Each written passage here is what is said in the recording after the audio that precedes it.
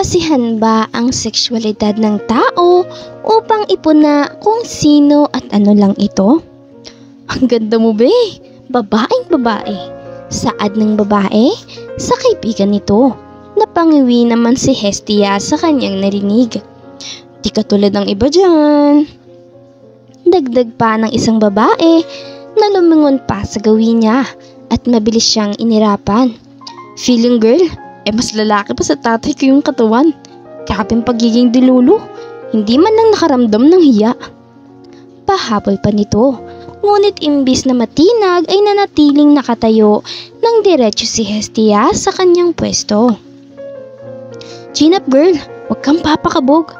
Aniya pa sa kanyang sarili. Uy Herman, kalmahan mo, baka mapaaway ka. Hayaan mo na yung mga impakta. Bulong ng kanyang kaibigan na si Lynn. Niliitan niya ito ng mata dahil mali ang pagkakabanggit nito sa pangalan niya. Ano ka ba? Hestia ko sis, hindi Herman. Pagpapaalala niya dito at mahinang sinabunutan ang buhok ng kaibigan.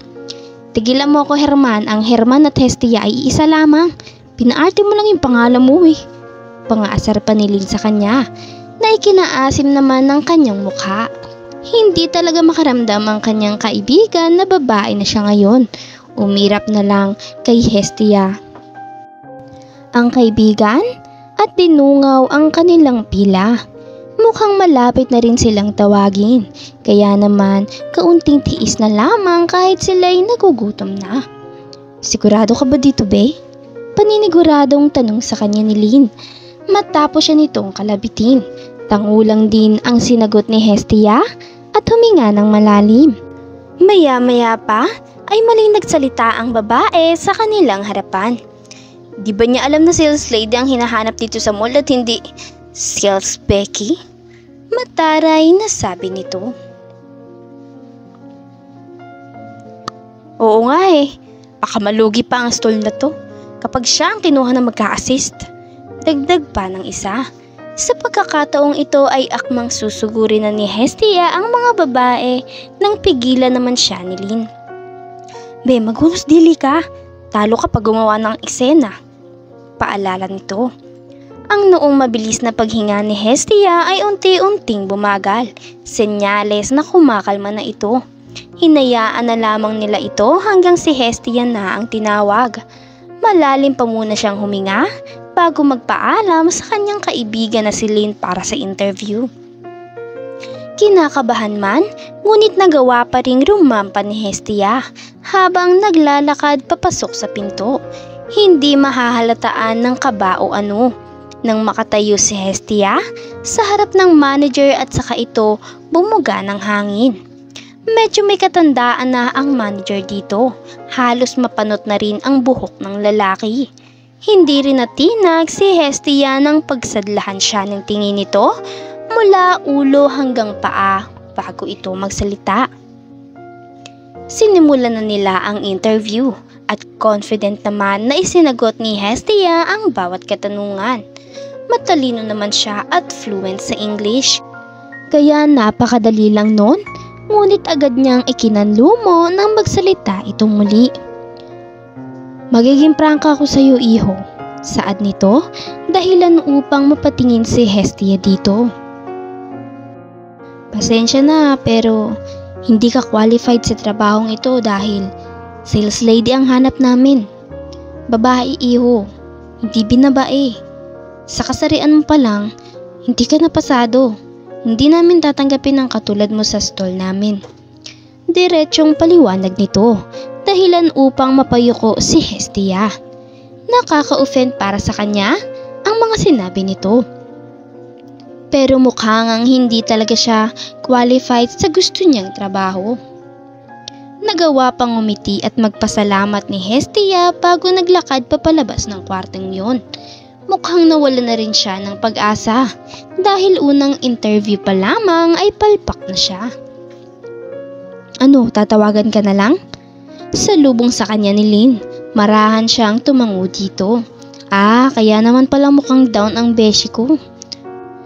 Malungkot din na saad ni Lynn. Pero hayaan mo na be, marami pang stall dyan. Huwag kang mangamba na hindi ka matatanggap.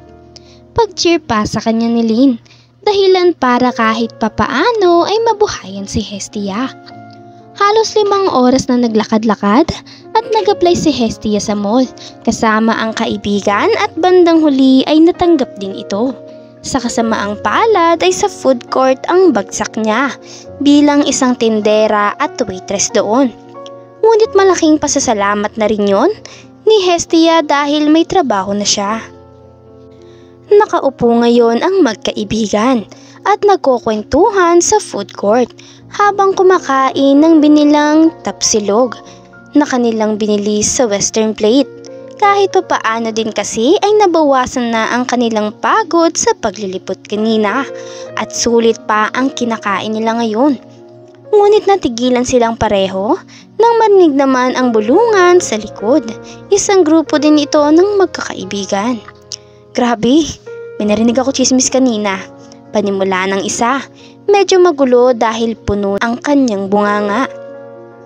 Napukaw pa nito ang atensyon ng mga kaibigan niya. Ilang segundong katahimikan ang namayani sa mesang iyon hanggang sa muli itong magsalita. Nabalitaan niyo ba yung job applying kanina dun sa sikat na clothing brand dito sa mall? Malinaw-linaw na saan nito. Oo, yung pinipilahan ng mga aplikante kanina. Tugod naman ng isa. Yun nga, sang-ayon ng babaeng nagumpisa ng usapan.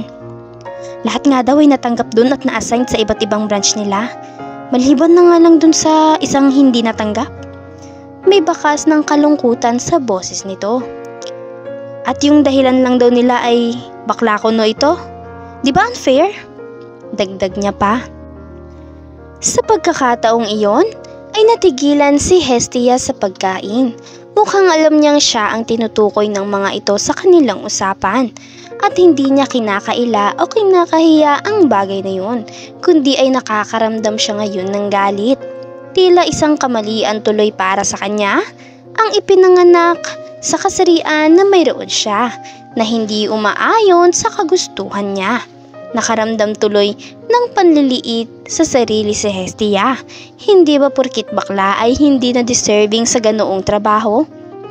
Tama ba ang sinasabi ng mga babae tungkol sa kanya kanina na hindi siya bagay sa trabahong yun dahil sa kung ano siya? Pakiramdam niya ay parang naging asyumera nga siya. Bakit ba kasi siya naghangad ng trabaho na nababagay lamang sa mga kababaihan at hindi sa binabae na katulad niya? Isang linggo na rin ang nakakalipas mula ng araw na iyon. Naging abala si Hestia sa pagtitinda ng pagkain sa food court. Ngunit sa kasamaang palad naman ay mukhang mahina talaga ang tindahan nila. Idagdag pa na hindi rin ito masyadong kilala kaya hindi rin talaga ito pinipilahan. Malalim na napabuntong hininga si Hestia habang nakadungaw sa labas ng stall nila. Naghihintay kung may bibili pa. Hanggang sa makita niya ang pamilyar ng mga mukha sa di kalayuan. Agad na umangat ang isang kilay niya nang makitang papalapit din ang grupo na iyon sa kanya. In fairness, bagay na bagay sa kanila yung uniform nila. Puri niya sa mga ito sa kanyang isip. Oh, look, di ba siya yung nag-apply nun? Saad nung isa, hindi kalayuan at nakaturo sa gawin niya. Oo, at di ba hindi siya natanggap? Sabat naman nung isa. Bagay naman pala sa kanya maging taga-tinda dito sa food court eh. Di sa kilalang clothing brand. Mas bagay sa kanya yung apron. Pangungutya pa ng isa. Kumunot ang noo ni Hestia at binigyan ng mga ito ng matalim na tingin. Napaatras pa ng kaunti ang mga ito sa ginawa niya. Parang wala pang bumibili sa paninda niyo ah. Sabi na eh. Wala talagang maibibenta kapag ikaw yung tindera. Sales, Becky. Pangunguna na naman ng babae kanina. Pagsang-ayon naman ng dalawa sa sinabi nung nauna.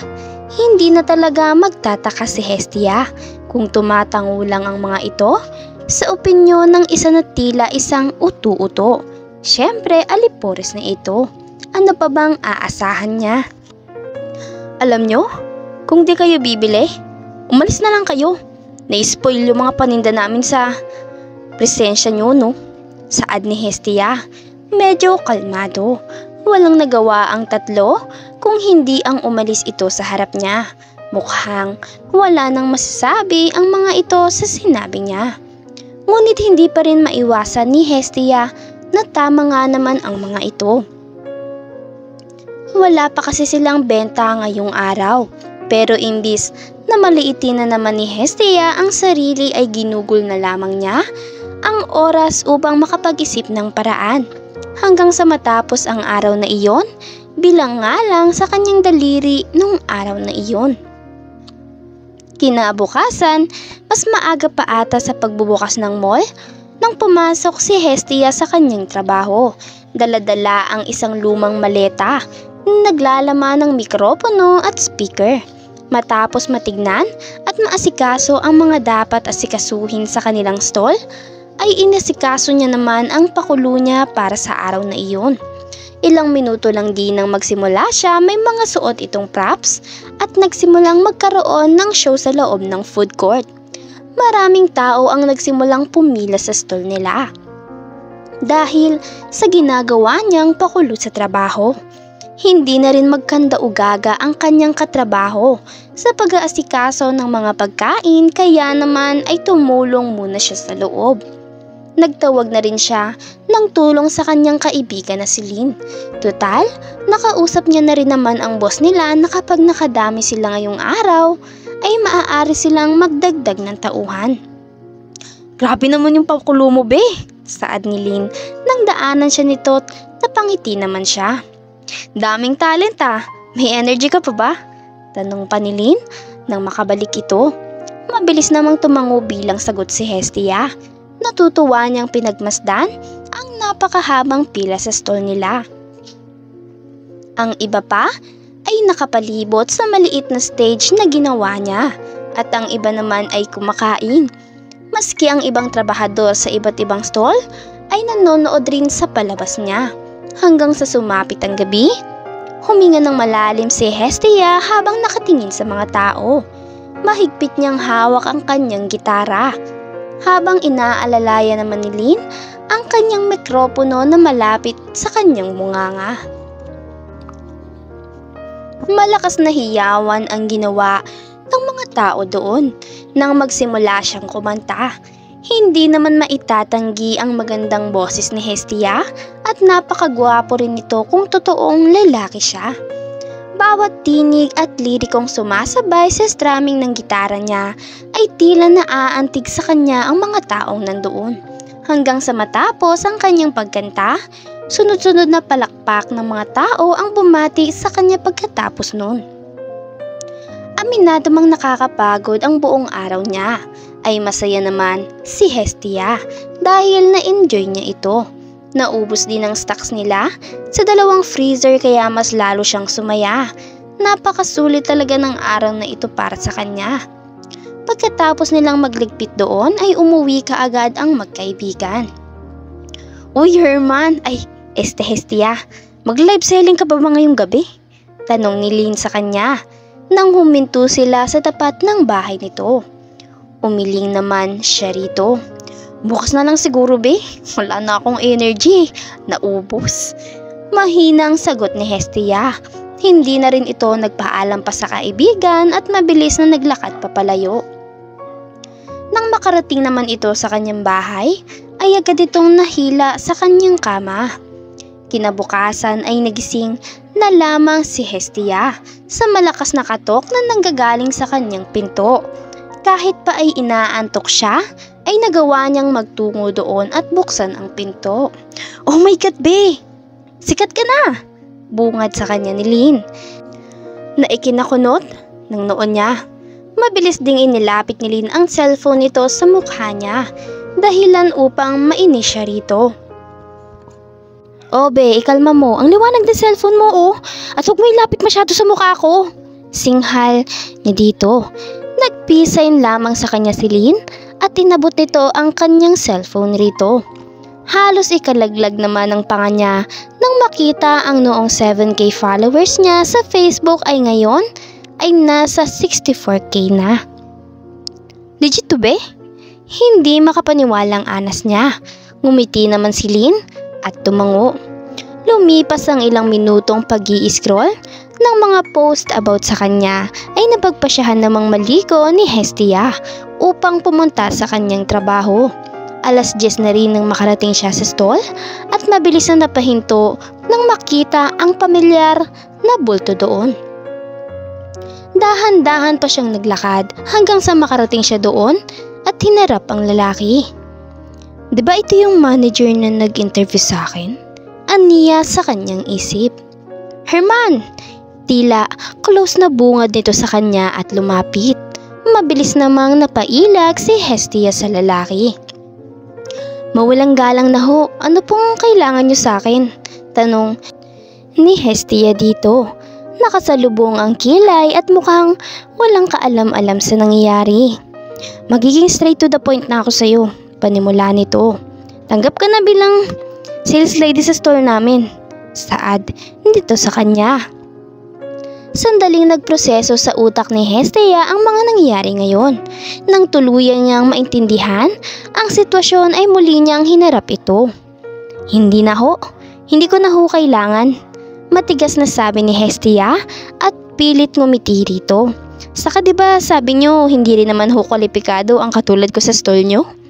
Dagdag pa niya, dahilan upang maistatwa ang manager. Nagiging tikom din ang bibig nito. "Pero konting aral lang ho ang iiwan ko sa inyo," saad ni Hestia at bumuntong hininga. "Sa susunod ho ay huwag ninyong tingnan ang sexualidad at pisikal na anyo ng isang tao upang maging kwalipikado sa trabahong inaalok nyo. Dahil sa pagkakaalam ko ho ay pagbebenta at kita ang inuuna nyo. Hindi naman ho dapat binabase sa standard nyo at hindi naman ho porkit binabae ako o ang katulad ko ay hindi na po pwede sa store nyo." Aniya rito, dahil ang katulad ko ay mas madiskarte pa kaysa sa hinahanap nyong standard. Pahabol ni Hestia. Pagkatapos noon ay nagpaalam na rin siya rito. Siguro kung may natutuhan siya sa mga nagdaan na araw ay yun yung pagiging tapat kung sino ka. Just be proud. Dahil hindi naman natin pwedeng i-please ang mga taong nagpapababa ng dignidad natin. Mahalin mo kung sino ka. Ipakita mo kung sino ka. Dahil hindi ka man tanggap ng iilang tao, libo naman ang tatanggap sa'yo. Maging sino ka man at mas lalong hindi sexualidad ang makakapagsabi ng kapasidad ng isang tao. Maraming salamat sa panonood mga kakwentuhan. Huwag kakalimutang mag-subscribe at pindutin ang notification bell para lagi kayong updated sa ating mga bagong istoryang mapupulutan ng aral at inspirasyon sa buhay. Hanggang sa susunod nating istorya mga kakwentuhan.